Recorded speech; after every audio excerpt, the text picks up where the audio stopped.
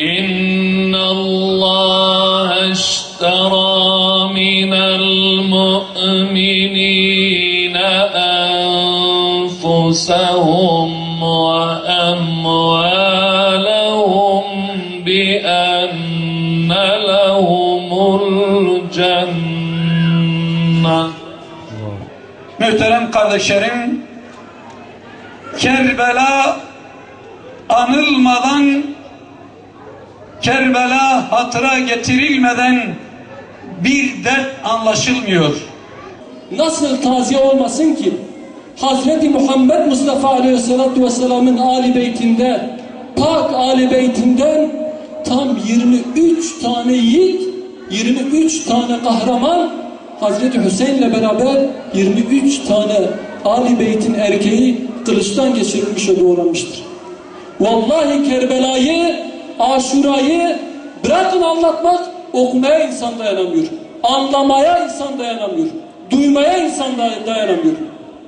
Böyle bir ortamda Resulullah Aleyhisselatü Vesselam'ın Ali Beytine yapılan eziyetleri, yapılan zulümleri anlatmak pek de kolay olamayacaktır.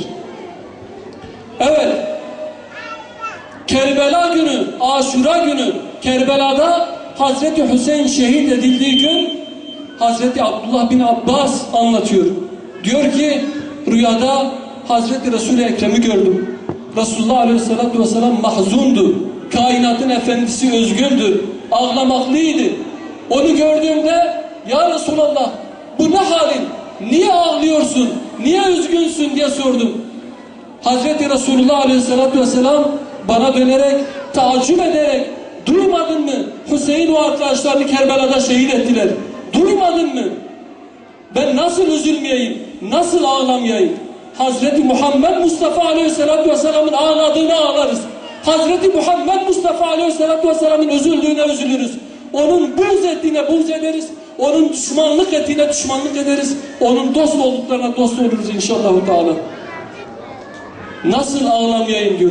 Sen duymadın mı Hüseyin ve arkadaşlarını ne şekilde Kerbela'da şehit etti diye. Ya Resulallah elindeki o kan, o çanakta ne var diye sordum. Bu Hüseyin ve arkadaşlarının kanıdır. Ben bunu Rabbime şikayete götürüyorum. Bu ümmeti Rabbime şikayet edeceğim. Diyeceğim ki ya Rabbim ben Ali Beytimi bu ümmete emanet ettim ama onlar Ali Beytimi kılıçtan geçirdiler. Yiğitlerini doğradılar, kadınlarını esir etti. Ben bunu Rabbime şikayete bulunacağım diye kanlarıdır, Hüseyin'in kanıdır, arkadaşlarının kanıdır, şikayete götürüyorum diyor. Ya Resulallah, ya Muhammed Aleyhisselatü Vesselam, taziyelerimizi sana sunuyoruz. A'zamallahu ecrek ve ahsene azaek ve gafferallahu li şuhadaek diyoruz ya Resulallah. Ya Resulallah, sen şahit ol ki biz Yezidlere taraf değiliz. Sen şahit ol ki biz senin buğz ettiklerine buğz ediyoruz ve dost olduklarına dostuz ya Rabbim. Biz Yezidlerin düşmanı ve Hüseyinlerin arkadaşlarıyız ya Resulallah. Biz senin Ali Beytine, senin sünnetine ihanet etmedik, etmeyeceğiz inşallah ya Resulallah. Biz bunu Susalarda, Başbağlarda, Beykozlarda kanlarımızı dökerek gösterdik ya Resulallah. Canımız,